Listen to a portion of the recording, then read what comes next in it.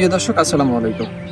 আমি আছি মিরাল হাসান আপনাদের সাথে। তো যে কথা বলছিলাম আরকি, আজকে মনটা খুব ভীষণ খারাপ ছিল। তাই ভাবছিলাম যে এই প্রকৃতির মাঝে একা, একা এসে একটা গল্প বললে কেমন হয় বলুন তো? তো যাই হোক, যে গল্পটা বলতে চাচ্ছি, ওই যে প্রচলিত একটা কথা আছে না? যা যা হয় ভালোর জন্য হয়। এই কথাটা তো আমরা প্রায় শুনি। এই কথা নিয়ে কিন্তু একটা গল্প আছে এবং গল্পটা কিন্তু খুব মজার একটা গল্প। গল্পটা অনেকের কাছ থেকে শুনে থাকবেন। আমার কাছ থেকে শুনতে কোনো আপত্তি নেই, তাই না? গল্পটা হচ্ছে মহারাজা আকবর এবং বীরবল গল্প। মহারাজা আকবর যেথায় যেতেন মহারাজা আকবর যেখানেই যেতেন বীরবল হতেন তার সঙ্গে। তো মহারাজা আকবর একদিন সিদ্ধান্ত নিলেন যে সে শিকারে যাবে। তো বীরবলকে সাথে নিলেন। যখন বীরবলকে সাথে নেবে তখন আকবরের তলোয়ারে হাত লেগে আকবরের হাতটা কেটে গেল। আর বলছে, আহা! কি হয়ে গেল এটা?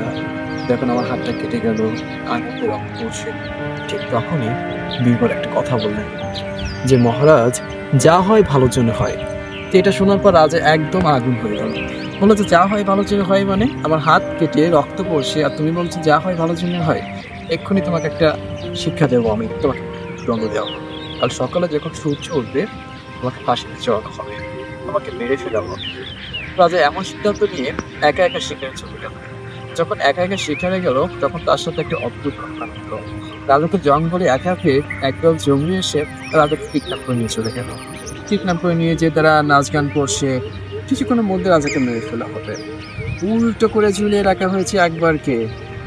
সবাই যখন নাচ গান করছিল ঠিক তখনই জঙ্গলি রাজা দেখতে পেল যে যাকে ধরে নিয়ে আসা হয়েছে তার হাত দিয়ে রক্ত পড়ছে। তার হাত দিয়ে রক্ত পড়ছে মানে তার কাছে ওই অসুস্থ লেগে গেছে। তারা হয়তো ভাবছে মানুষটা অপবিত্র।